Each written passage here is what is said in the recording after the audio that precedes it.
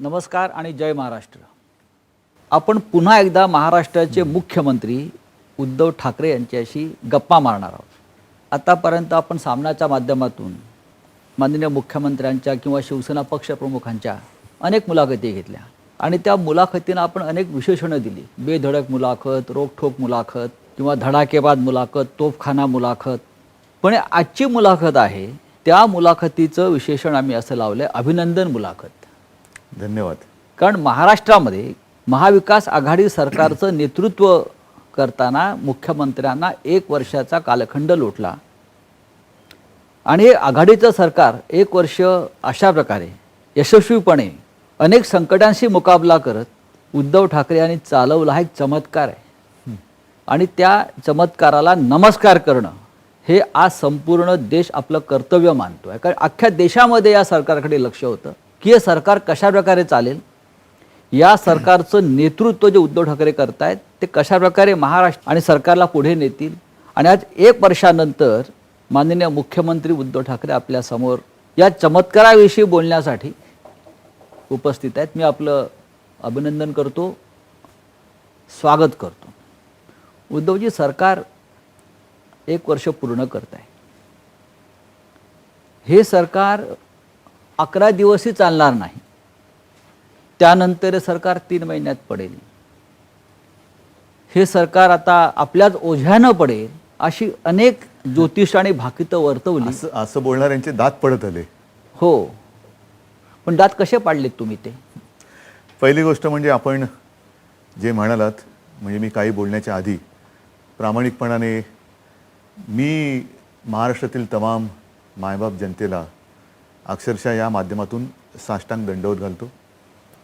कारण चमत्कार हा शब्द जो काही वापरला, काही वर्षांपूर्वी महाराष्ट्रामध्ये अंधश्रद्धा निर्मूलन किंवा अंधश्रद्धा विरोधी, जादूटोणा विरोधी असा कायदा मंजूर केला गेला। त्याच्यामुळे चमत्कार या शब्दाला काही जण आक्षेप घेतील आणि ह्या चमत्कारापेक्षा माझं असं म्हणणं आहे की सगळेजण एकत्र आले तर मग त्याला तुम्ही चमत्कार म्हणत असाल तर जरूर म्हणा, तर आणि तरच हे सत्य जे आहे ते दिसू शकतं। महाराष्ट्रामध्ये अशा प्रकारे सत्ता परिवर्तन होणं हे अनपेक्षित होतं आणि एक राजकीय चमत्कारच होता। त्यावेळेला संपूर्ण देश अचंबित झाला, या अर्थाने मी चमत्कार म्हणतो। हां, बरोबर आहे तुमचं म्हणणं। मी जी सुरुवात केली होती ती मायबाप जनतेपासून, कारण त्यांचा आशीर्वाद, भरभक्कम आशीर्वाद, प्रेम आणि विश्वास, कारण अशा या राजकीय घडामोडी घडतात पण त्या प्रत्येक घडामोडीच्या मागे जनता असतेच असं नाही। आपण पाहिलं असेल किंवा आज तोच हा दिवस आहे, 1 वर्षापूर्वीचा जर का डोळ्यासमोर आणला तर शिवतीर्थ फुलून गेलं होतं, आनंदाने ओसंडून वाहत होतं। काही जणांना असं वाटलं की जनमताच्या विरुद्ध हे झालं, पण तसं जर असतं तर शिवाजी पार्कवरती, शिवतीर्थावरती तेव्हा कोणी फिरकलंही नसतं। साहजिकच आहे, हे सगळं घडवणं हे फार कठीण होतं। आपण त्यातले साक्षीदार आहात, एक महत्त्वाचे घटक आहात। तिन्ही पक्ष एकत्र येताना मुळामध्ये हे पक्ष एकत्र येऊ शकणार नाही असा काही जणांचा एक कयास होता आणि तो कयास त्यांना वाटत होतं की बरोबर येईल आणि शिवसेना आपल्या मागे फरफटतच येईल, तिला यावंच लागेल, तिच्याशिवाय ती करूच शकत नाही काही, असं ज्यांचा समज होता तो आपण फोल ठरवला। आणि याच्यामध्ये नक्कीच काँग्रेस, मग त्या सोनियाजी आहेत, राष्ट्रवादी शरद पवार जी आहेत, त्यांनीसुद्धा एक नाही म्हटलं तरी राजकीय धाडस दाखवलं आणि विश्वास दाखवला। उद्धवजी, प्रयत्न 1 वर्षामध्ये सरकार अस्थिर करण्याचे पूर्णपणे अपयशी ठरले आणि सरकार भक्कमपणे उभं आहे। पण आज आपण सरकारचं अभिनंदन करत असताना किंवा बोलत असताना बाहेर पुन्हा एकदा सरकारवर दबाव आणण्यासाठी कसला दबाव? ईडी सारख्या ज्या संस्था आहेत त्या केंद्र सरकारच्या हातामध्ये आहेत, त्या महाविकास आघाडीच्या आमदारांवर धाडी घालून दहशतवाद आणि दडपशाही करतायत, जेणेकरून आमदारांनी गुडघे टेकावेत। म्हणजे हे तुम्ही कसं काय, म्हणजे अशा प्रकारे जर होत मला जेव्हा आव्हान मिळतं तेव्हा मला जास्त स्फूर्ती येते। कारण नाही म्हटलं तरी एक गोष्ट लोक विसरतात की या महाराष्ट्राच्या मातीमध्ये जो चमत्कार म्हणालात, तो चमत्कार महाराष्ट्राच्या मातीत आहे, तेज आहे। महाराष्ट्रावरती अनेक संकटं आली, आपत्त्या आल्या, भले भले अंगावरती आले, पण काय झालं हे जसं मी माझ्या दसऱ्याच्या भाषणात बोललो होतो, माझ्या आजोबांच्या पहिल्या मेळाव्याच्या भाषणाचा एक संदर्भ दिला होता की महाराष्ट्र हा मेल्या आईचं दूध प्यालेलं नाही, वाघाची औलाद आहे आणि तिच्या वाटेला जर का कोणी जाईल किंवा महाराष्ट्राला कोणी डिवचेल तर काय होतं याचे इतिहासात दाखले आहेत. भविष्यात पाहायचे असतील तर पाहायला मिळतील. आणि ही अशी संकटं अंगावर घेत परतवून त्यांचा खात्मा करत महाराष्ट्र पुढे जात राहिला. महाराष्ट्र कधी थांबला नाही, महाराष्ट्र कधी थांबणार नाही. कोणी किती आडवे आले तरी त्या आडवे येणाऱ्यांना आडवं करून महाराष्ट्र पुढे जाईल. म्हणून माझं म्हणणं आहे, आव्हानांना जर आव्हान देऊन जर हे तुम्ही सूडचक्र करत असाल तर सूडचक्रामध्ये आम्हाला जायची इच्छा नाही. कारण तुमच्या सूडचक्राला आम्ही म्हणता ना हिंदुत्ववादी, तर मग ठीक आहे, सूडचक्र तुमच्याकडे, आमच्याकडे सुदर्शन चक्र आहे, आमच्याकडे पण चक्र आहे, आम्ही मागे लावू शकतो. पण संपूर्ण देशामध्ये या केंद्रीय तपास यंत्रणांचा गैरवापर होतो आहे, होतोच आहे. आणि आता 1 वर्षानंतर पूर्णपणे उघडपणे आणि निर्लज्जपणे महाराष्ट्रामध्ये हे अघोरी प्रयोग सुरू झालेले आहेत. ह्याचा म्हणून मी म्हटलं ना की मी मागे अनेकदा म्हटलेलं की मी शांत आहे, संयमी आहे, पण ह्याचा अर्थ मी काही नामर्द नाही. आणि ह्या पद्धतीने म्हणजे खरं कुटुंबियांवरती ही पद्धत नाही, महाराष्ट्राची तरी नाही आहे, नक्कीच नाही आहे. एक संस्कृती आहे, हिंदुत्ववादी म्हटल्यानंतर ही संस्कृती आहे. आणि तुम्ही कुटुंबियांवरती येणार असाल, मुलाबाळांवरती येणार असाल तर आमच्या अंगावर येणाऱ्यांना ज्यांना कुटुंब आणि मुलंबाळं आहेत त्यांना मी सांगू इच्छितो की तुम्हालाही कुटुंब आणि मुलंबाळं आहेत. तुम्ही धुतले तांदूळ नाहीत. तुमची खिचडी कशी शिजवायची ते आम्ही शिजवू शकतो. सरकार प्रतिकार करेल या सगळ्या? सरकार काय, अख्खा महाराष्ट्र करेल. बरं, अख्खा महाराष्ट्र करेल. कारण महाराष्ट्रात हा कधीच विचार रुजलेला नाही आहे. सुडाचा विचार, शत्रूला पराभूत करणं हा आहे, पण ह्या पद्धतीने कारण नसताना अशा प्रकारचा प्रतिकार ममता बॅनर्जींनी फार ताकदीनं केला होता. करणार ना. बंगाल आहेच, कारण बंगाल आणि महाराष्ट्राला एक परंपरा आहे, क्रांतिकारकांची परंपरा आहे. त्याच्यामुळे क्रांती आणि पराक्रम ह्या मातीमध्येच आहे, मातीतच जन्माला येतो. म्हणूनच तर महाराष्ट्राला आपण छत्रपती शिवाजी महाराजांचा महाराष्ट्र का म्हणतो, कारण त्यांनी नुसतं स्वराज्य नाही स्थापन केलं तर अन्याय किंबहुना हे जे काय उपरे अंगावरती येतात आक्रमक, त्यांचा फडशा कसा पाडायचा ती शक्ती आणि एक प्रेरणा आपल्याला दिलेली आहे. म्हणून माझं म्हणणं असंच आहे की राजकारण राजकारणासारखं करा. त्याच्यामध्ये जर का तुम्ही केवळ सत्तेचा दुरुपयोग करून अंगावर येणार असाल तर सत्ता सर्व काळ कोणाकडे राहत नाही. मागे त्यांच्याहीबद्दल कसं सगळं चाललं होतं आणि त्याही केसेस कशा होत्या, काय होत्या, आणि तेव्हा शिवसेना प्रमुखांनी कसं त्यांना वाचवलं होतं, ह्याचं थोडं जरी भान त्यांना असेल तर काळ कसा बदलू शकतो. आणि याही काळामध्ये सत्ता ही केवळ खुर्चीत बसलो असतो म्हणून नाही आहे, तर जनता ही मोठी एक ताकद आणि खरी सत्ता ती असते, ती आमच्यासोबत आहे. पण ईडीचा वापर केल्यामुळे किंवा सीबीआयचा वापर केल्यामुळे, आता सीबीआयला आपण आता वेसण घातलेली आहे. का घातली? हां, का घातली? कारण जेव्हा जेव्हा दुरुपयोग तुम्ही करायला लागलात, खरं सीबीआय काय, ईडी काय, त्याच्यावरती राज्याचा अधिकार नाही. आम्ही देतो ना नावं, आमच्याकडे आहेत नावं, मसाला तयार आहे, पूर्ण तयार आहे. पण सुडानी जायचं का? मग जनतेने आपल्याकडनं काय अपेक्षा ठेवायची? सुडानीच वागायचं असेल तर मग तुम्ही 1 सूड काढा, आम्ही 10 सूड काढतो. हा जो मसाला आपल्याकडे आहे त्याला फोडणी कधी देणार? म्हणून मी म्हटलं ना की एकदा सुडानी वागायचंच आहे का? माझी आजही प्रामाणिक इच्छा आहे की हे असे विकृत बुद्धीचे चाळे तुम्ही करू नका. कारण विकृती ही विकृती असते. त्याच्यामुळे त्या मार्गाने आम्हाला आज तरी जायची इच्छा नाही. आम्हाला भाग पाडू नका. उद्धवजी, या सरकारला 1 वर्ष झालं, म्हणजे 1 वर्षाचं पान उलटलं. कसं वाटतं आपल्याला? मुख्यमंत्री म्हणून महाराष्ट्र हे मोठं राज्य आहे, देशाला दिशा देणारं राज्य आहे. मी प्रामाणिकपणाने सांगतो हां, की 1 वर्ष हे पूर्ण झालं. खरं म्हणजे मी या शासन प्रशासन ह्या पठडीतला नाही आहे. आमचं जे घराणं आहे, आमची आता 6वी पिढी आहे महाराष्ट्राची सेवा करणारी.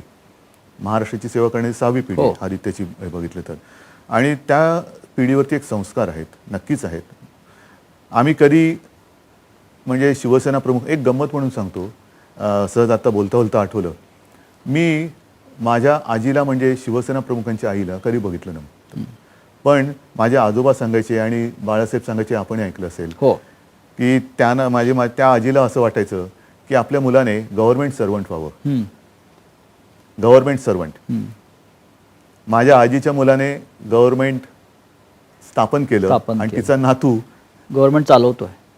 तर हा असा एक योगायोग असतो. परंतु आम्ही सरकार बिरकार एक ठीक आहे, जे काय आहोत ते सगळ्यांच्या समोर आहे, ते काय पुन्हा पुन्हा ते पुनरावृत्ती करण्याची गरज नाही. एका आव्हानात्मक परिस्थितीत मला ही भूमिका जबाबदारी स्वीकारावी लागली. अनुभवाचा म्हणजे प्रशासनाचा अनुभव नाही, काही नाही. महापालिका अनेक वर्ष शिवसेनेच्या ताब्यात असल्यानंतर केवळ मुंबईचे महापौर निवडून आल्यानंतर त्यांचं अभिनंदन करायला मी महापालिकेच्या सभागृहात जातो. पण प्रशासनावर मान ठोकल्याशिवाय राज्य चालवता येत नाही. सांगतो ना. आणि मी कामकाजाला सुरुवात केल्यानंतर आणि त्याच्यात हे करोनासारखं जवळपास 100 वर्षानंतर आलेलं महाभयानक संकट, याच्यामध्ये माझ्या तिन्ही पक्षाच्या सहकार्यांनी आणि जे समर्थक आहेत, मग ते बच्चू कडू आहेत सगळेच, त्यांनी जे सहकार्य मला केले आणि समजून उमजून आम्ही जो काय कारभार करतो आहोत, एक एकजिन्सीपणा जो काय आलेला आहे, त्याच्यामुळे तर हे शक्य झालंच. पण विशेष म्हणजे प्रशासन म्हटल्यानंतर सगळे सचिव मंडळी आली. आता काही काही सचिवांची माझी महापालिकेच्या माध्यमातून किंवा कधी अशी भेट व्हायची प्रेझेंटेशनच्या वेळेला. सगळेच सचिव काय माझ्या परिचयाचे नव्हते, काही जण मला भेटले नव्हते. पण त्या सगळ्यांनी पहिल्या दिवसापासून जी एक सहकार्याची भूमिका घेतली आणि त्यांच्या मनात एक असं होतं की आता वातावरण मोकळं झालं, चांगलं झालं, आता कामाला लागूया.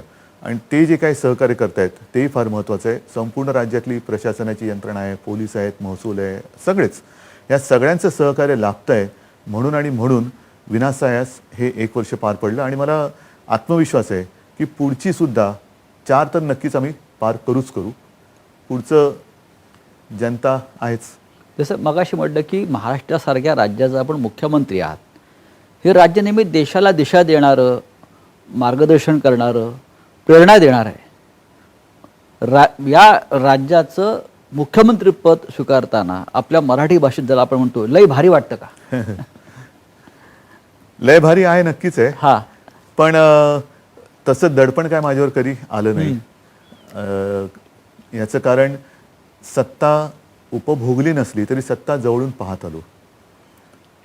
आसपासचे सगळे मग ते बंदोबस्तापासून सगळं हे शिवसेना प्रमुखांमुळे हे पहिल्यापासून पाहत आलो. साधारणतः ही सत्ता काय आहे जवळून पाहत आलेलो आहे. त्याच्यामुळे दडपण असं कधी आलं नाही. तुमच्या जीवनात वर्षभरात काय बदल झाला?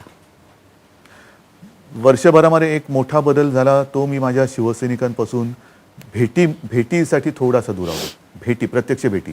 आणि त्याला कारण केवळ मुख्यमंत्री पद नाही आहे, साहजिकच आहे करोना हे जे काय लावून बसलोय आपण, माझी कुटुंब माझी जबाबदारी, त्याच्यामुळे सगळ्यांच्याच गाठीभेटी ह्या थांबल्या होत्या.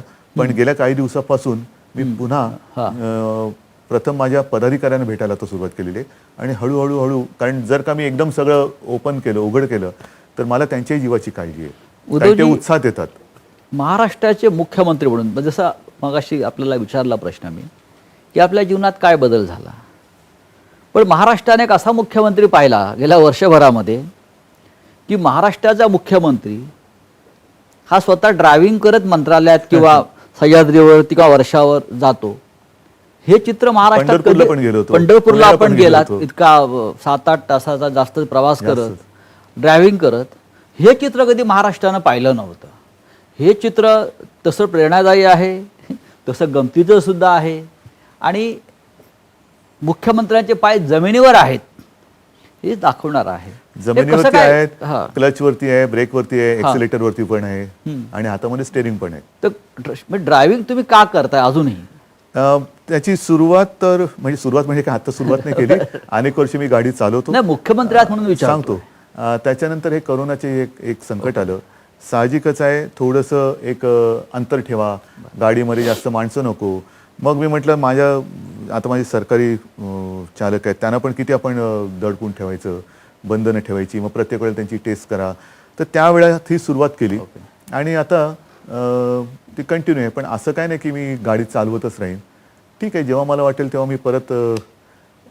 कारण मुख्यमंत्री पाठीमागे बसलेले असतात. मुख्यमंत्री पद हे जे काही त्याला काय म्हणायचं, प्रभावळ किंवा असं काय नाहीये. मुख्यमंत्री हा माणूसच असतो.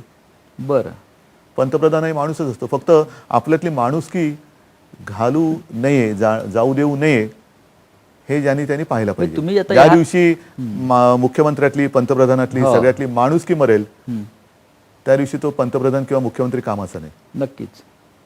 आणि आपली परंपरा आहे ठाकरे कुटुंबाची आणि महाराष्ट्राची, माणुसकी ही राजकारणापेक्षा श्रेष्ठ आपण नाहीतर नेहमी मानत आलो. राजकारण करायचं कोणासाठी? होय.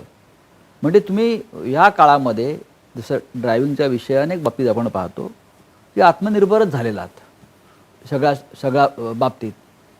पण महाराष्ट्र आत्मनिर्भर कधी होणार? कारण मी असं पाहतोय गेल्या वर्षभरामध्ये आपलं सरकार आल्यापासून केंद्राचं आपल्याला अजिबात सहकार्य मिळत नाही आहे. अनेक बाबतीत आपली कोंडी होते आहे, आर्थिक कोंडी होते आहे किंवा इतर बाबतीत कोंडी होते आहे. हे राज्य नीट चालू नये अशा प्रकारची धोरणं आणि भूमिका केंद्रातून घेतल्या जात आहेत. महाराष्ट्राला आत्मनिर्भरता शिकण्याची गरज नाही, पण प्रधानमंत्र्याचा संदेश आत्मनिर्भर व्हा. मग महाराष्ट्र आत्मनिर्भर कधी होणार? महाराष्ट्र ठामपणाने एक एक पाऊल पुढे टाकत चाललेलं आहे, नक्कीच टाकतोय. केंद्र आणि राज्य, खरं जे मी मगाशी म्हटलं की माणूस की मरता कामा नये. बरं, त्या ठीक आहे, कोणी आज पंतप्रधान असेल, उद्या दुसरा असेल, कोणी आज मुख्यमंत्री आहे, उद्या दुसरा असेल, पण आपण मुळामध्ये इथे का बसलेलो आहे? इकडे पक्ष भेद विसरून, कारण तुम्ही शपथ घेताना सर्वांना समान असा तुम्ही न्याय दिला पाहिजे. तो जर न देता तुम्ही त्याच्यात पक्षपात करत असाल तर मग मात्र तुम्ही त्या खुर्चीत बसायच्या लायकीचे नाहीत. आणि मला असं वाटतं की ह्या सर्व अत्यंत कठीण काळामध्ये महाराष्ट्राने जे काही काम केलेलं आहे ते या 28 तारखेला आम्ही जनतेसमोर ठेवतो. एक नाही म्हटलं तरी एक पुस्तकच झालेलं आहे. आपण काल प्रधानमंत्र्यांना पण सांगितलं की महाराष्ट्रानं करोना काळामध्ये केलेल्या कामाची जंत्री आपण प्रधानमंत्र्यांना दिलेली आहे. हो, त्यात महाराष्ट्र आघाडीवर आहे. नक्कीच आहे. मी इतर देशातली माहिती, विशेषतः जो बिल्ला आपण लावला आहे, माझे कुटुंब माझी जबाबदारी, ही देशात नव्हे तर जगामध्ये सुद्धा ही संकल्पना फार नवीन आहे आणि ती महाराष्ट्रात यशस्वी होते. मला तेच सांगायचं आहे की मगाशी जे म्हटलं ना की सर्वांनी खूप सहकार्य केलं.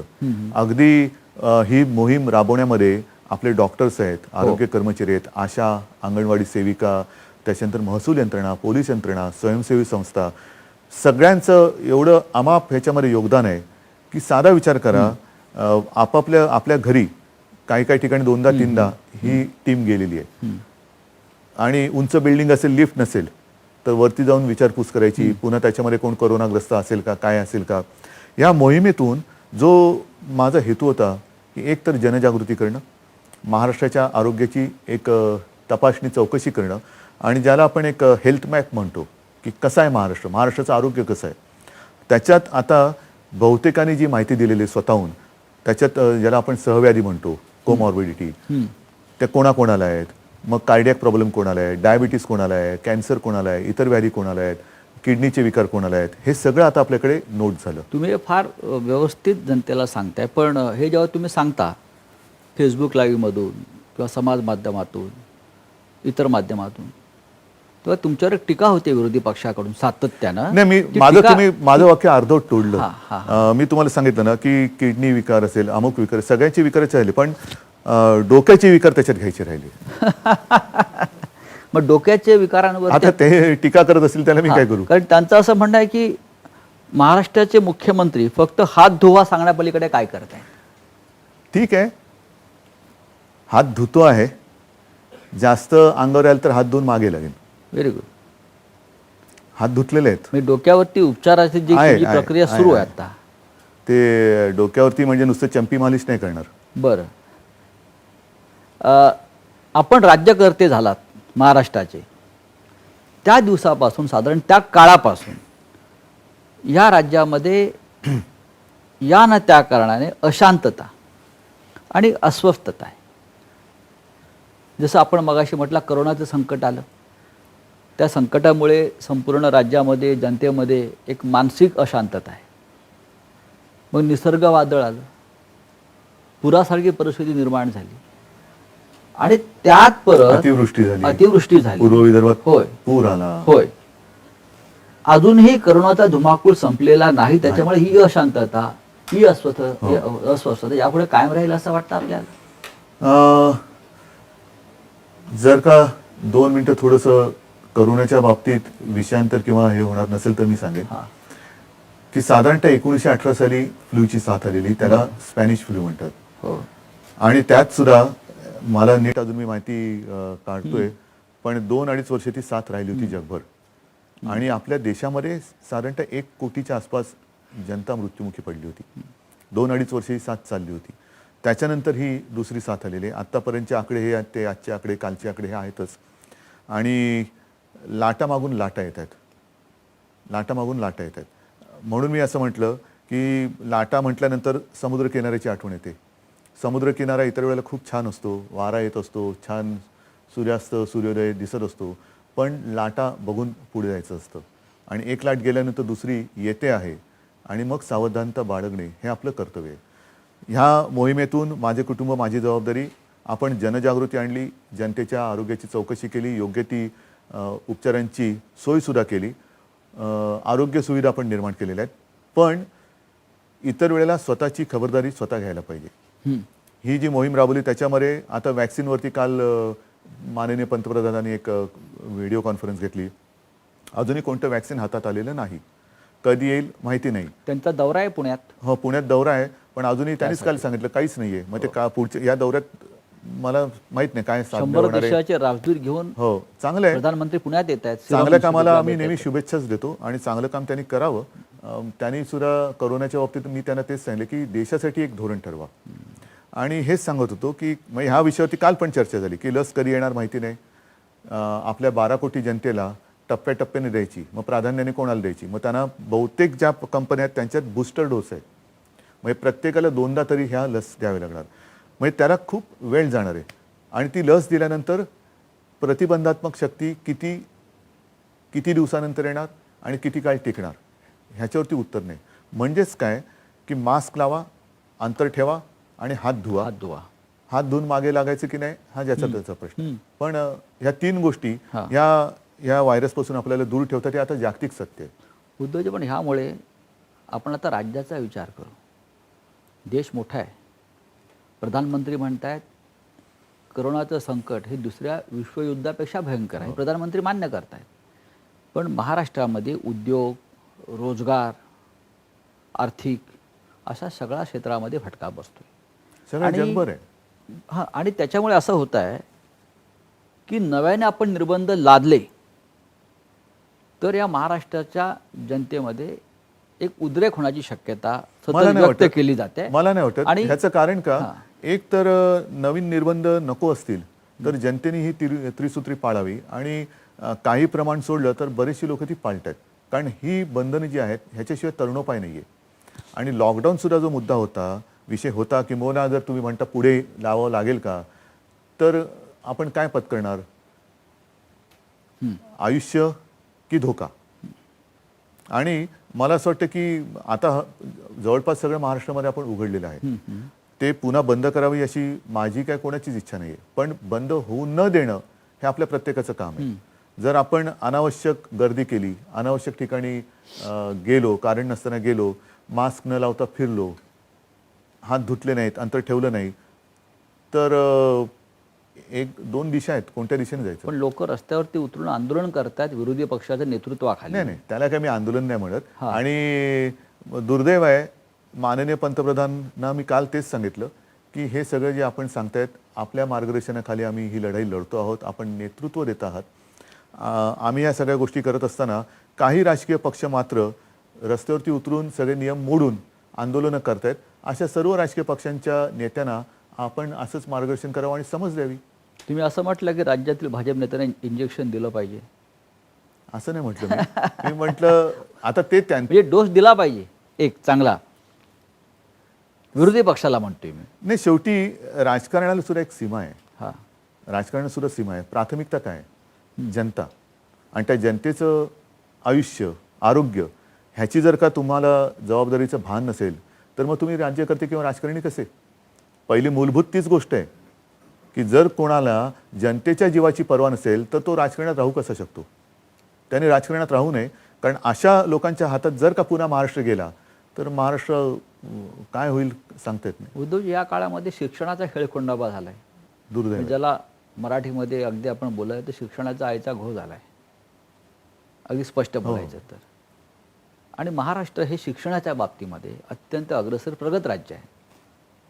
महाराष्ट्रातली विद्यापीठं असतील, शैक्षणिक संस्था असतील याने उत्तम दर्जाचं शिक्षण देऊन देशात आणि जगाला उत्तम लोक निर्माण करून दिले आहेत. तर या शिक्षणासंदर्भात भविष्यामध्ये सरकार कोणती भूमिका घेणार आहे? आपण आटोकाट प्रयत्न करतोय विविध मार्गाने शिक्षण सुरू ठेवण्याचा. साहजिकच आहे, ह्या सगळ्या कालावधीत वर्क फ्रॉम होम हा एक प्रकार नव्याने उदयास आला. एकूण काय, माझं प्रामाणिक मत असे, कदाचित मी गेल्या आपल्या मुलाखतीत पण बोललो असेल, की करोनाने आपल्याला भूतकाळात नेलं की भविष्यकाळात? माझं मत आहे भविष्यकाळात नेलं. ह्याचं कारण, ज्या काही सोयीसुविधा आपण ज्याच्यावरती संशोधन झाले आणि उपलब्धता आहे त्याचा वापर आपण असं म्हणत होतो की उद्या घरात बसून सगळं हे करता येईल, ते आज आहे. आणि ते जर का केलं तर ह्या सगळ्या गोष्टी चालू राहतात. म्हणजे मी सुरुवातीच्या काळात असं वाचलं होतं, लेख आले होते चीनच्या संदर्भात आपल्याकडचे म्हणजे काही मराठी लोक तिकडे राहत आहेत, त्यांनी लिहिलेले लेख होते. त्यांनी असं सांगितलं त्यांच्या लेखात की या सर्व काळामध्ये लॉकडाऊन अतिशय कडक होता त्यावेळेला. चीन आता त्यातून बाहेर पडलं, तिथे काय आता बातमी येत नाही, कारण चीननी काही का असेना शिस्त पाळली असेल किंवा पाळून घेतली असेल, पण त्या काळामध्ये चीननी बाकी गोष्टी एवढ्या ह्या मजबूत करून ठेवलेल्या की त्यांचं तसं कुठे अडलं नाही. शिक्षण अडलं नाही, कामकाज अडलं नाही, सगळं वर्क फ्रॉम होम चालू राहिलं, म्हणून त्यांचं अर्थचक्र नाही म्हटलं तरी चालू राहिलं, असं त्या लेखामध्ये होतं. मग या गोष्टी अजूनही आपण प्रयत्न सुरू केलेला आहे महाराष्ट्रामध्ये. शेवटी कसं आहे की ऑनलाईन शिक्षण आपण प्रयत्न करतोय जिथे जिथे शक्यता असेल. आता तसा आपण निर्णय घेतलाच होता की 9वी ते 12वी शाळा उघडा, पण अनेक देशात जिथे सगळं ओपन केलं होतं तिथे त्यांच्या शाळेतल्या शिक्षकांसह विद्यार्थी कोरोनाग्रस्त झाले, मग पुन्हा बंद करावं लागलं. आणि हा जीवाशी खेळ होतो. म्हणून मला असं वाटतं, मी काल जे माननीय पंतप्रधानांना आवाहन केलं की संपूर्ण देशासाठी एक धोरण ठरवा. प्रत्येक राज्य, म्हणजे हे राज्य उघडं आहे, हे राज्य बंद आहे, इकडे वाढलं म्हणून हे बंद, इकडे कमी झालं म्हणून हे उघडं, मग उद्या इकडे वाढणार पुन्हा तिकडे. त्याच्यापेक्षा एकदा काय तो एक तुम्ही हे घालून द्या की पुढचं वर्ष आपल्याला सुरक्षितपणाने कसं काढायचं आहे. मग शिक्षणाच्या बाबतीत सुद्धा राज्याने आणि केंद्राने एकमेकाच्या सहकार्याने काहीतरी केलं पाहिजे. काय तुम्ही करू शकता? टी व्ही चॅनल्स देऊ शकता का? ऑनलाईनमध्ये सुद्धा आम्हाला त्वरेने तुम्ही ह्या नेटवर्किंगच्या सुविधा करून देता का? आपण करतोच आहोत. पण ही परिस्थिती जी आहे, जो मुद्दा तुम्ही मगाशी काढला होता, हे खरंच आहे की साधारणतः मी दसऱ्याच्या भाषणात माझ्या म्हटलं होतं की 38,000 कोटी हे केंद्राकडे बाकी आहेत.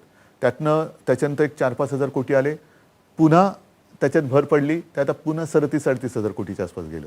हो, पण त्याच्यामुळे महाराष्ट्राचा विकास खुंटतो आहे. आहेच ना. शेतकऱ्यांचे प्रश्न प्रलंबित आहेत. खरं म्हणजे शेतकऱ्यांचं शेतकऱ्यांना मदत नीट होत नाहीये. नाही, मदत होते आहे, नक्कीच होते.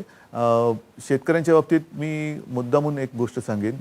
आता सगळ्या गोष्टीमध्ये परिस्थिती बिकट आहे, नक्कीच बिकट आहे. त्या बिकट परिस्थितीत सुद्धा आपण जे काय करता येणं शक्य असेल ते करून सर्वांचं समाधान करण्याचा प्रयत्न करतो.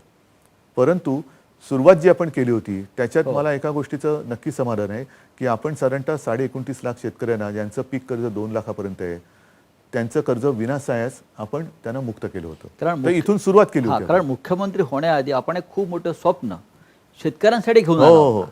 आणि त्यांच्यासाठी सुद्धा आता ज्या योजना आपण आणतो आहोत, एक बदलत्या काळाप्रमाणे आपण काय बदलायला पाहिजे, आपली शैली बदलायला पाहिजे का? त्याचप्रमाणे मी आता विचार जो करतोय आणि त्याच्यावरती काम सुरू आहे, जे विकेल ते पिकेल. हो, म्हणजे काय की ज्याला बाजारपेठ आहे तेच पिकवा, ज्याला मागणी आहे तेच पिकवा. बाजारपेठ कशी निर्माण करणार? बाजारपेठेसाठी सुद्धा ह्या सगळी ती मोठी योजना आहे, ती योजना आहे. आणि त्या योजनेला आपण आता अंतिम स्वरूपात आपण जवळपास आणलेलं आहे की ज्याला मागणी आहे का, कोणत्या ह्याला मागणी आहे, मग ते कुठे चांगलं तयार होतं, मग साधारणतः शेतकऱ्यांना एकत्र करून त्यांची गटशेती किंवा असं काही करता येईल का, मग त्यांना कोणत्या दर्जाचं पीक ज्याला मागणी आहे तसंच त्याला बी बियाणं द्यायचं, कोणत्या हवामानात ते होतं, कोणत्या जमिनीत ते होतं, असं करत तो एक विभागवर ते करायचं. आणि मात्र त्याला मार्केटिंगची सुद्धा, बाजारपेठेची सुद्धा सुविधा उपलब्ध करून द्यायची. तर ह्या सगळ्या गोष्टीवरती विचार चालू आहे. म्हणजे तो, कारण काय होतं की कर्जमुक्त एकदा केला तरी बिचाऱ्याला पुढच्या वर्षी कर्जाचा डोंगर घ्यावाच लागतो. त्याला कर्जाशिवाय मग एकदा त्याला बाजारपेठ दिली, म्हणजे हमी भाव म्हणतो ना, त्याच्याऐवजी हमखास भाव. उद्योग आणि रोजगार हे अत्यंत 2 महत्त्वाचे विषय महाराष्ट्रामध्ये नाही तर अख्ख्या देशामध्ये आहेत. बिहारची अख्खी निवडणूक विधानसभेची ही रोजगार या मुद्द्यावर लढवली गेली. तेजस्वी यादवाने सुरुवात केली, ती भारतीय जनता पक्ष आणि जनता दल युनायटेडला सुद्धा तो विषय घेऊन निवडणूक लढवावी लागली. महाराष्ट्रामध्ये भविष्यात रोजगार निर्मितीचा विषय तुम्हाला किती गंभीर वाटतो? कारण आहे ना, आज पण- उद्योग बंद आहेत. नाही, आज सगळे उद्योग बंद नाही आहेत. आपण जवळपास सगळे उद्योग सुरू केलेले आहेत. जवळपास सगळे उद्योग सुरू केलेले आहेत. महाराष्ट्रामध्ये तुम्हाला सर्वांना कल्पना आहे की साधारणतः जूनच्या महिन्यात 17,000 कोटी आणि त्याच्यानंतर साधारणतः 35,000 कोटीचे सामंजस्य करार केले. ठीक आहे, सामंजस्य करार म्हणजे प्रत्यक्ष उद्योग सुरू नाही झाला, पण तो करताना नुसत्या सह्या नाही ठोकल्या. त्या उद्योगांना आपल्याकडे आकर्षित करण्यासाठी आपण उद्योग क्षेत्रामध्ये काही आमूलाग्र बदल केलेले आहेत. म्हणजे ज्याला आपण म्हणतो उगाच परवान्यांचा सगळ्या अडथळ्यांची शर्यत ती कशी कमी करता येईल, त्याच्यानंतर काही अनावश्यक परवाने लागतात ते रद्द करता येतील का. नंतर एक गोष्ट मी आपल्याला नक्की सांगतो की सुरुवातीला जे आपण 15-17,000 कोटीचे MOUs केले त्यातले जवळपास 60-70% काम हे पूर्ण झालं. कशा यांनी? त्यांच्या ज्या प्राथमिक गोष्टी असतात, जागा देणं बिणं, ह्या सगळ्या पूर्ण झाल्या. तर महाराष्ट्रातून उद्योग पळवायचे प्रयत्न सुरू आहेत. पळू दे ना, करू दे ना प्रयत्न. मला त्याच्याबद्दल काय नाही, जे ज्यांना पळवण्याचा प्रयत्न करायचे ते जरूर करू दे. मला माझ्या महाराष्ट्राबद्दल अभिमान आणि आत्मविश्वास आहे, त्याच्यामुळे मी त्यांची चिंता नाही करत. त्यांना दुसरं ते काय करू शकतात? पळवण्याखेरीज दुसरं काय करू काही शकतात? केंद्रीय प्रकल्प असतील. केंद्रीय कार्यालय प्रकल्पात हा असतील. सुद्धा सत्तेचा दुरुपयोग आहे. हो, जिकडे नीट चाललेलं सगळं आहे ते तुम्ही तुमची सत्ता म्हणून आज तुम्ही नेणार, उद्या आमची आल्यावरती आम्ही परत आणणार. म्हणजे मुंबईसारख्या शहराचं महत्त्व कमी करणं किंवा महाराष्ट्राचं महत्त्व कमी करणं हे एक राष्ट्रीय धोरणच दिसतंय. करू द्या प्रयत्न, करू द्या प्रयत्न. महाराष्ट्र सरकार ते कसं काय रोखणार? महाराष्ट्र सरकार खंबीर आहे, हा. प्रयत्न करू द्या, हा. उलट करूच द्या. मला असं वाटतं उद्धवजी की आता सगळ्यात मोठी राजकीय लढाई कुठली असेल भविष्यातली, तर ती मुंबई महानगरपालिकेची आहे, जी महाराष्ट्राची राजधानी आहे. मला नाही वाटत. आणि कित्येक वर्ष या महापालिकेवरती भगवा आहे. शिवसेनेचा भगवा फडकतोय. हा भगवा उतरवण्याची भाषा आता फार जोरात सुरू झालेली आहे. म्हणून मी म्हटलं मला नाही वाटत. ह्याचं कारण का हां की लढाई ही त्यांच्यासाठी आहे. हां माझ्यासाठी माझे मुंबईकर मला माहिती आहेत आणि गेले 20, 25, 30 किती वर्ष ते शिवसेनेवरती प्रेम करतायत, विश्वास त्याने दाखवलेला आहे. त्याच्यामुळे त्यांच्या विश्वासाची भक्कम तटबंदी या गडाला आहे. आणि म्हणून ज्यांना ही लढायची करायची खुमखुमी असेल त्यांनी त्या तटबंदीवरती डोकं आपटून बघावं. कारण नाही, त्यांचा भगवा सोडून द्या, आधी तटबंदीवरती डोकं आपटून बघावं. कारण माझ्या मुंबईकरांच्या प्रेमाची आणि विश्वासाची भक्कम तटबंदी या मुंबईच्या महापालिकेच्या सभोवती आहे आणि तिच्यावर त्यांनी फडकवलेला भगवा मुंबईकरांनी तो त्यांना कोणाला ते जवळपास पण येऊ देणार. कारण तो भगवा शुद्ध नाही असं त्यांचं म्हणणं आहे. तो भगवा शुद्ध नाही. आता शुद्ध नाही म्हणजे काय हे मी आता शोधायचा प्रयत्न करतोय स्वतः माझ्यासारखा माणूस सुद्धा. तुम्ही याची व्याख्या कशी कराल की हा भगवा शुद्ध नाही? भगवा शुद्ध नाही म्हणजे आता तुम्हीच तो अग्रलेखात मुद्दा मांडलेला. बिहारमध्ये काय फडकवलेत, कोणतं फडकं फडकवलेत? हो, मग तिकडे काय नाही भगवा फडकवत तुम्ही. आणि जम्मू काश्मीरमध्ये भगवा तर ठीक आहे, तिकडे तिरंगा फडकवा ना. तिरंगा फडकवा ना हिंमत असेल तर. तिकडे नाही कोणाची डोळे वर करून बघण्याची हिंमत. आणि इतर ठिकाणी जे काय फडकवलं ती फडकी कोणती आहेत तुमची? ती शुद्ध आहेत का? कोणाकोणाबरोबर कशा युत्या केल्यात तुम्ही? कशी तडजोड केली? बिहारमध्ये संघमुक्त भारत म्हणणारा नितीश कुमार बरोबर तुम्ही युती केली, तो भगवा कोणता आहे तुमचा? आणि भगवा आहे का तुमच्याकडे? ते मोदी मुक्त भारत सुद्धा म्हणाले होते. म्हणाले होते तो त्यांना प्यार आहे. तर ही शुद्धतेची व्याख्या असेल तर आम्हाला नाही जमत. आम्ही जे करतो ते समोरासमोर करतो, मनात ठेवून काही करत नाही. उद्धवजी गेल्या वर्षभरामध्ये महाराष्ट्रात आणि देशात 3 मुद्दे गाजले. त्यातला पहिला आणि त्याच्यावर चर्चाही खूप झाली. सुशांत सिंग राजपूतचा विषय फार गाजला. म्हणजे CBI लादलं त्यासाठी आपल्यावरती. आणि आज तो सगळा विषय बिहार इलेक्शन नंतर शांत संपला. याकडे तुम्ही कसं पाहता? मी त्यांच्याकडे काय म्हणू, मी करुण नजरेने बघतो. बरं. कारण ज्यांना प्रेताच्या टाळूवरचं लोणी विकण्याची गरज लागते ते राजकारणात राहण्याच्या लायकीचे नाही आहेत. कारण हे दुर्दैवाने त्याच्या एका तरुणाचा जीव गेला. त्या गेलेल्या जीवाचं तुम्ही राजकारण करता. किती हीन पातळीवरती जातात, किती हीन पातळीवर. हे विकृतपेक्षाही घाणेरडं राजकारण आहे. म्हणजे ज्याला मर्द म्हणतो तो मर्दासारखा लढतो. तुम्ही एक दुर्दैवी जीव गेला, त्या गेलेल्या जीवावरती राजकारण करता. त्याच्यावरती तुमच्या शेकोट्या पेटवून तुम्ही रोट्या भाजता. ही तुमची लायकी, ही तुमची अवकात.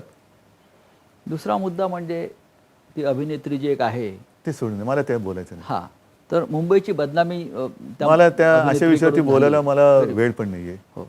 म्हणजे हा मुंबईकरांचा अपमान आहे आणि अशा तिन्ही वर्णन केलेल्या मुंबईवरती तुम्ही भगवा फडकवताय. मी तेच विचारतो हां, आपल्याला. ते सोडून द्या. बरं. आणि तिसरा महत्त्वाचा मुद्दा म्हणजे महाराष्ट्रामध्ये असा ओरड आहे झाली या निमित्तानं की महाराष्ट्रामध्ये अभिव्यक्ती स्वातंत्र्यावरती बंधनं लादली, बापरे हल्ले झाले, बापरे. महाराष्ट्रामध्ये आणीबाणी सदृश्य परिस्थिती आहे. हे एका टीव्ही अँकरच्या निमित्तानं एक हे ते- सगळे विषय निर्माण झाले. पुण्यप्रसून वाजपेयी हां. पत्रकार होते, होय. सध्या कुठे असतात? त्यांच्या सुद्धा स्वातंत्र्यावरती हल्ला करून त्यांना बाहेर काढलं असं नाही मला म्हणतात वाटतं. असं. अशी खूप मोठी यादीमध्ये आली होती. हां. तर त्याचा आधी अंदाज घेऊ आपण. त्याच्या मागे कोणती यंत्रणा लावा आणि ते का कुठे गेली ती लोक, त्यांच्यावरती काय काय झालं लावा. त्या सगळ्या ह्याच्या मागे सीबीआय लावा. या पत्रकारांवरती का हल्ले झाले अभिव्यक्ती स्वातंत्र्यावरती आणि त्यांनी कोणी केले ते हल्ले आणि त्यांचे तुम्ही काय काय केलं, कसं केलं, लावा त्याच्या मागे, त्या याच्या मागे सीबीआय. एका मराठी उद्योजकाचा मृत्यू झाला संशयास्पदरित्या आणि त्याची चौकशी करणं नाही हे हे संतापजनक कसं आहे. काय अभिव्यक्ती स्वातंत्र्यावरती म्हणजे हल्ला होऊ शकतो? महाराष्ट्रामध्ये मराठी माणसांनी उभंच राहायचं नाही, हां. उद्योगधंदे करायचे नाहीत. उपरे येणार, त्याला फसवणार, त्याच्या छाताडावरती नाचणार आणि त्यांच्या या दुष्कृत्यामुळे त्यांनी जर का आत्महत्या केली आणि त्या आत्महत्येच्या त्यांनी जी काही टिपण केलेलं आहे त्याच्यात ज्यांची नावं असतील त्यांची चौकशी करायची नाही, ती दाबून टाकायची आणि पुन्हा काढली तर त्याच्याबद्दल बोलणाऱ्यांच्या मागे तुम्ही ईडी लावायची. म्हणजे हा मराठी महाराष्ट्रामध्ये गाडून त्याच्यावरती तुम्ही नाचणार आणि ते आम्ही सहन करू उघड्या डोळ्याने, हे नाही होणार. पण तुम्ही ते स्वातंत्र्य मानता का? अभिव्यक्ती स्वातंत्र्य हा जो प्रकार आहे अभिव्यक्ती स्वातंत्र्य जरूर आहे, हां. असायला पाहिजे, असावं. पण अभिव्यक्ती स्वातंत्र्य म्हणजे मी पुन्हा एकदा म्हणतो, सतत कदाचित माझ्या बोलण्यामध्ये विकृती हा कारण शब्द येईल. तुमच्यावर सुद्धा हल्ले झाले, तुमच्या कुटुंबावर अशा प्रकारे हल्ले हो, झाले. म्हणून मी म्हटलं ना की ज्यांना ज्यांना कुटुंब आहेत, हां. ज्यांना ज्यांना मुलं बाळं आहेत, त्यांनी आरशात बघावं की तुम्हालाही मुलं बाळं आहेत, तुम्हालाही कुटुंब आहेत. ही वेळ उद्या तुमच्यावरही आणण्याची वेळ आमच्यावरती आणू नका, कारण तुम्ही सुद्धा धुतले तांदूळ नाही आहात. जर मागे लागलो तर मग त्या विकृत पातळीवरती मला जायचं नाहीये. महाराष्ट्र आहे, राजकारण करा, ठीक आहे, विचाराने हरवा तुम्ही. विचार संपतात तेव्हा विकृती येते. हे विचार संपल्याचं लक्षण आहे. अनेकदा असं दिसतं सध्या वर्षभरात देशात हे चित्र दुर्मिळ आहे खरं म्हणजे अशा वेळेला की एक बहुमताचं सरकार काम करत असताना राजभवनामध्ये एक पॅरलल समांतर सरकार चालू आहे आणि जाऊ दे, करू दे त्यांना मजा काय. आणि ते अनेक लोक आपले प्रश्न घेऊन राजभवनात जातात आणि राज्यपाल अधिक सक्रिय झालेले दिसतात. जाऊ दे, करू दे. हे संघराज्यामध्ये किंवा घटनेच्या चौकटीमध्ये मुळामध्ये एक कितपत गोष्ट योग्य अशी आहे वाटतं? की ह्या काही गोष्टी ज्या आहेत त्याच्यावरती चर्चा आता देशभर होण्याची गरज आहे. हां. ज्या वेळेला आम्ही म्हणजे मी तर आयुष्यात पहिल्यांदाच शपथ घेतली मुख्यमंत्री पदाची आणि त्याच्यामध्ये सर्वांना समान वागणूक देऊ हा एक मुद्दा त्या चर्चेतला महत्त्वाचा मुद्दा आहे. मी तर सरळ सरळ राजकीय पक्षाचाच आहे. माझ्या शिवसेना पक्षाचा मी पक्षप्रमुख आहे. मी तर राजकारणातलाच आहे. पण मुख्यमंत्री म्हटल्यानंतर मला मी समानतेने वागलं पाहिजे. हो. तसंच राज्यपाल असतील, राष्ट्रपती असतील, ह्यांच्याकडनं सुद्धा ती अपेक्षा का ठेवू नये. हं. आणि मग मुळामध्ये कोणत्याही पक्षाचा, राजकीय पक्षाचा कार्यकर्ता हा ह्या पदावरती बसू शकतो का, बसायला हवा का. एक समान धागा याच्यात असा आहे की राज्यपाल आणि भारतीय जनता पक्ष दोघांचाही एकच आरोप आपल्यावरती आहे, तो म्हणजे तुम्ही हिंदुत्व सोडलंय का. हिंदुत्व सोडायला ते काय धोतर आहे? हिंदुत्व सोडणं म्हणजे काय? हं. धोतर नाही आहे ते. हं. ते अंगामध्ये धमन्यांमध्ये असायला लागतं. हं. असं धमन्यांमध्ये भिनलेली गोष्ट अशी नाही सोडू शकत. मंदिरं उघडण्याच्या निमित्तानं हा विषय सुरुवातीला आला. आपण आता मंदिरं उघडलेली आहात पण मंदिरं उघडणं आणि हिंदुत्व याचा काय संबंध आहे का. मी शिवसेना प्रमुखांचं आणि माझ्या आजोबांचं हिंदुत्व मानतो. जे शिवसेना प्रमुख म्हणायचे की मला देवळात घंटा बडवणारा हिंदू नाही नकोय, मला अतिरेक्यानं बडवणारा हिंदू पाहिजे. आणि ते त्यांनी 92-93 साली करून दाखवलं. बरोबर आहे.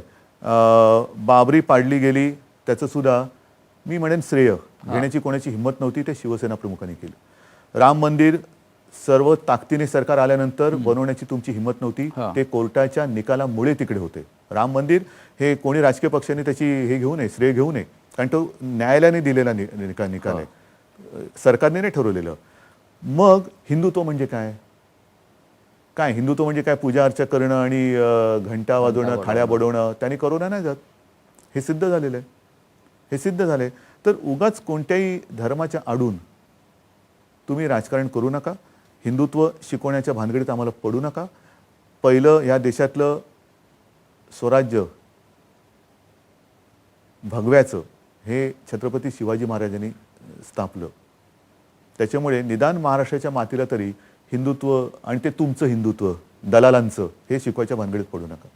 लव जिहादचा एक नवीन विषय समोर आलाय आणि अनेक लव जिहाद राजकारणात का नसावं? असायला पाहिजे. ते चाललंय लव काही जिहाद ठिकाणी, मध्ये झालं. नाही, राजकारणात का नसावं म्हणजे त्याचं राजकारण नाही. लव जिहादचं राजकारण भाग वेगळा. बरं. पण लव जिहाद म्हणजे काय? मुस्लिम युवकांनी हिंदू मुलीशी लग्न करायचं, त्याला त्यांचा विरोध आहे. मग तुमची मुफ्ती महम्मद बरोबर युती कशी चालली? मेहबूबा मुफ्ती बरोबर कशी चालली? तेव्हा मुफ्ती पण होते ना. मेहबूबा मुफ्ती बरोबर कशी चालली? नितीश कुमार बरोबर कशी चालली? चंद्राबाबू बरोबर कशी चालली? बरोबर. इथं ज्या ज्या युत्या तुम्ही केल्या त्या, मग त्याच्यामध्ये भिन्न विचाराचे पक्ष तुम्ही एकत्र युती चालते, हे लव जिहाद नाही. आणि काम संस्थांचे त्यांना तुम्ही मारायला बघता, संपवायला बघता. गोधळा दंगलीनंतर रामविलास पासवानांनी केंद्रीय मंत्रिपदाचा राजीनामा दिला होता. त्यांना तुम्ही डोक्यावर घेऊन नसलात. हे राजकीय लव जिहाद नाही. आणि वापरून पुन्हा सोडून देणं, मग तलाक केलाच ना तुम्ही राजकारणात सुद्धा. पण महाराष्ट्रामध्ये लव जिहादचा विषय आहे का? आणि कारण कायदा करा अशी भाजपची मागणी आहे. कारण उत्तर प्रदेश, हरियाणा, माझं काय म्हणणं आहे, मध्य प्रदेश, जरूर प्रत्येक गोष्टीबद्दल तुम्ही सांगा, आम्ही येस सर करून कायदा करतो. पण तो करताना मी अनेकदा बोललेलं आहे, आजही परत सांगतो की तुम्ही गोवंश हत्याबंदीचा कायदा काश्मीर ते कन्याकुमारी, आता काश्मीरचं सगळं बंधन उठवलेत ना तुम्ही, गोव्यात करा, तुमचं सरकार आहे. गोवंश हत्याबंदी इतरत्र करा, तुमच्या ईशान्येवरतली राज्य आहेत तिथे करा. गोवंश हत्याबंदी का नाही करत? गोवंश हत्याबंदी तिकडे करा. इथे जिथे जिथे आजही चालू आहे सगळ्या गोष्टी. तुम्ही केरळामध्ये किंवा इतर जिथे मला कल्पना आहे जिथे जिथे अजूनही ह्या गोष्टी चालू असतील तिकडे हा मुद्दा निवडणुकीचा करायचा आणि निवडणूक लढायची. आणि मग लोकांनी मतं दिली तर कायदा करायचा. पण सोयीचं घ्यायचं, हे सोयीचं हिंदुत्व आम्ही नाही केलं. जे शिवसेना प्रमुखांनी सांगितलं की जनतेच्या हिताचं असेल ते कर. मग ते आपल्याला गैरसोयीचं असलं तरी नाही, जनतेच्या हिताचं आहे. राजकारणासाठी तुम्ही हिंदुत्व नका घेऊ. वाढीव वीज बलाच्या प्रश्नावरती वातावरण पेटतंय. पेटत नाहीये, सांगतो तुम्हाला.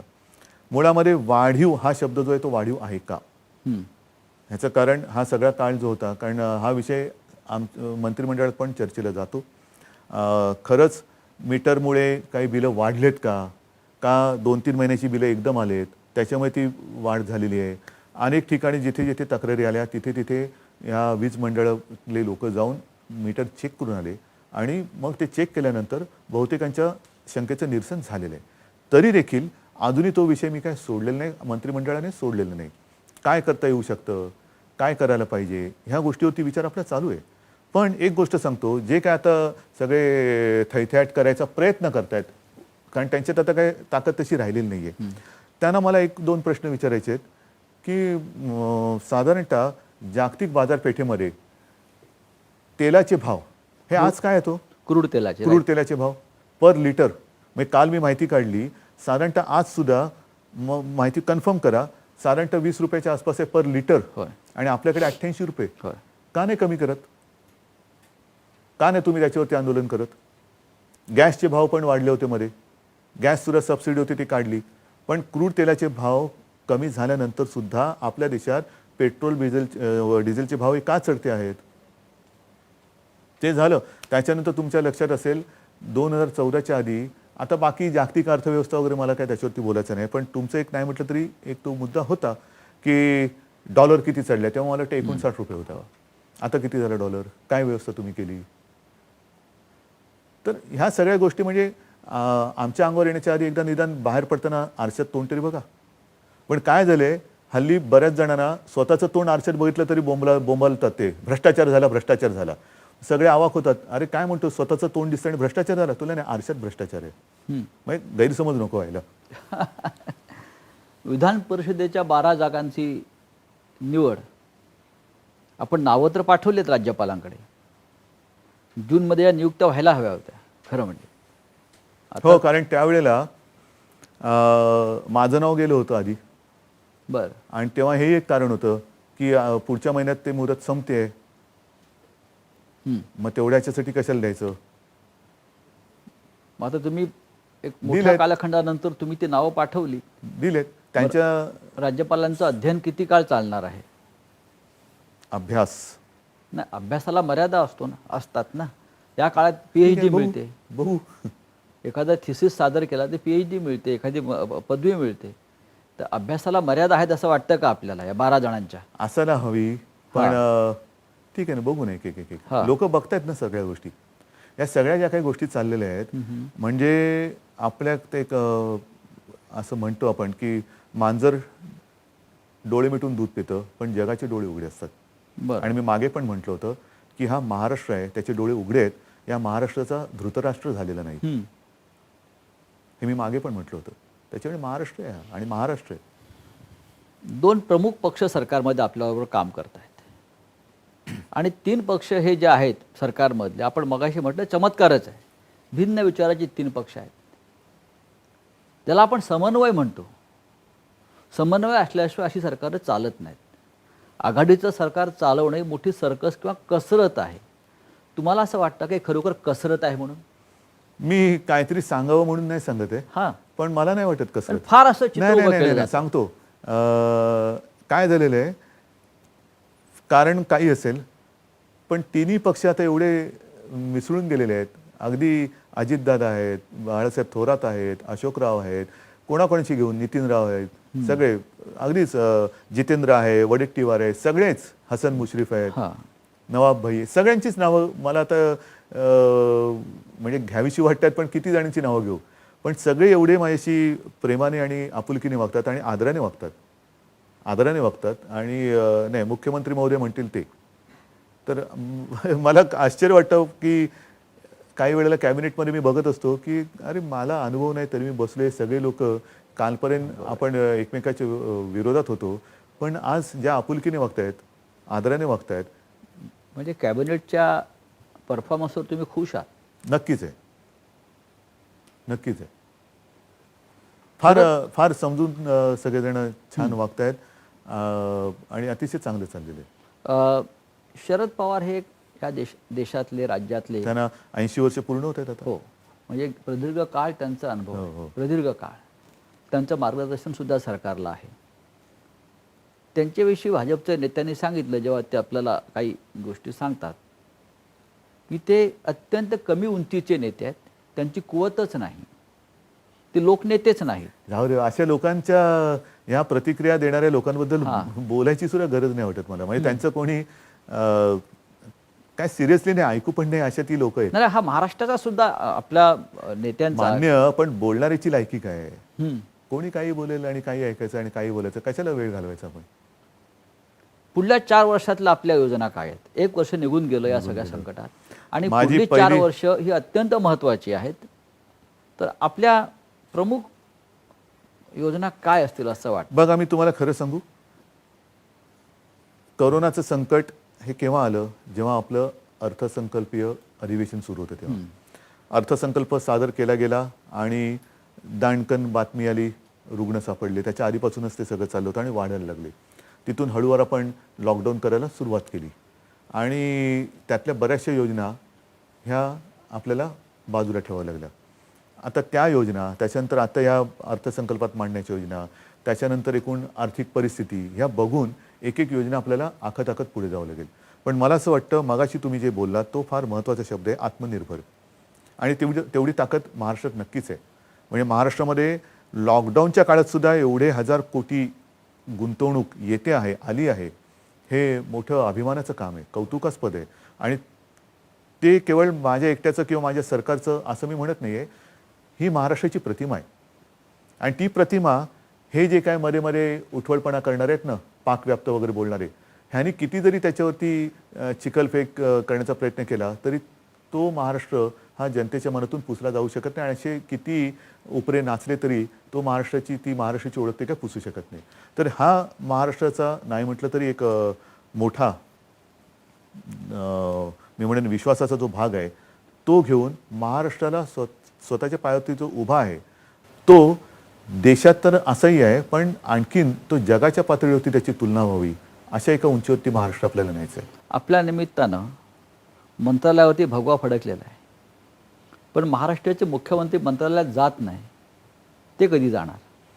महाराष्ट्राचे मुख्यमंत्री आता सुद्धा जाऊ शकतात, पण एक महत्त्वाचा मुद्दा सांगतो.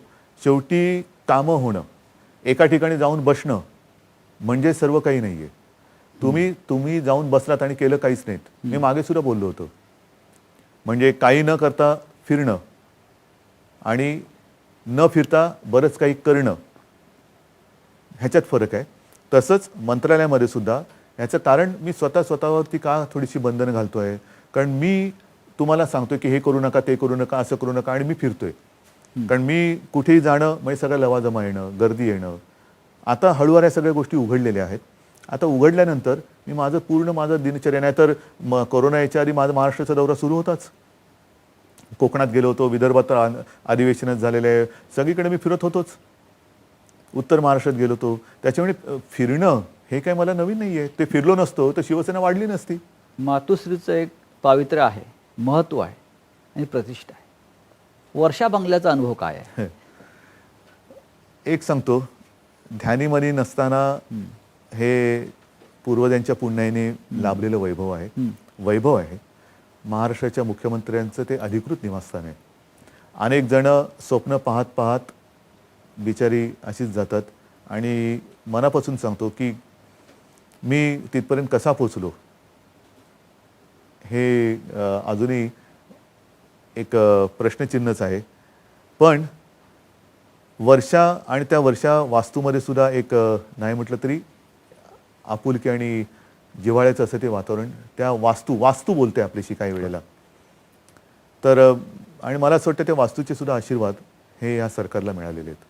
वास्तूचे आशीर्वाद असायला लागतात, नाही तर उगाच कोणी गेलं आणि त्या वास्तूची काहीतरी अनादर केला तर त्या वास्तुदेवतेला सुद्धा ते बरं नाही वाटणार.